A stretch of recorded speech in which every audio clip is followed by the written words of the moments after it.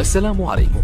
لا تنسوا الاعجاب بالفيديو والاشتراك في القناة تشجيعا لنا لنستمر بنشر المزيد إن شاء الله.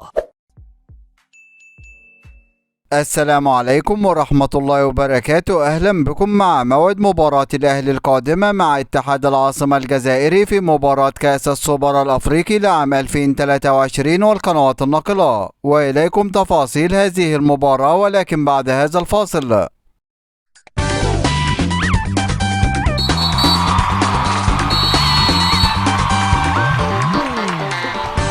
يستعد فريق الأهلي لمواجهة فريق اتحاد العاصمة الجزائري في المباراة القادمة، وذلك في إطار مواجهة مباراة كأس السوبر الأفريقي لعام 2023. ويشارك فريق الأهلي في مباراة كأس السوبر الأفريقي بصفته بطل دوري أبطال أفريقيا لموسم 2023، وذلك بعد فوزه على فريق الوداد الرياض المغربي في المباراة النهائية بمجموع نتيجة مباراتي الذهاب والإياب بنتيجة 3 أهداف مقابل هدفين. بينما يشارك فريق اتحاد العاصمة الجزائري في مباراة كأس السوبر الأفريقي بصفته بطل كأس الكونفدرالية الأفريقية لعام 2023، وذلك بعد تعادله مع فريق يانج أفريكانز التنزاني في المباراة النهائية بمجموع نتيجة مباراتي الذهاب والإياب بنتيجة هدفين لكل فريق، ليتوج فريق اتحاد العاصمة الجزائري بكأس الكونفدرالية الأفريقية بقاعدة احتساب الهدف بهدفين خارج الأرض. وسوف تنطلق هذه المباراة يوم الجمعة الموافق 15 سبتمبر 2023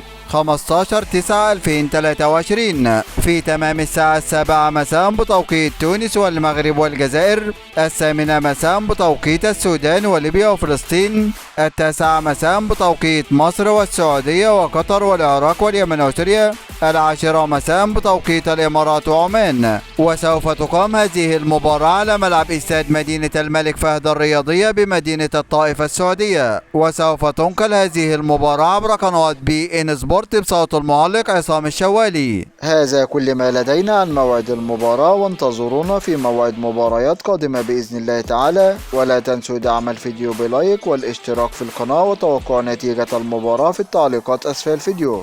دمتم في أمان الله، والسلام عليكم ورحمة الله وبركاته.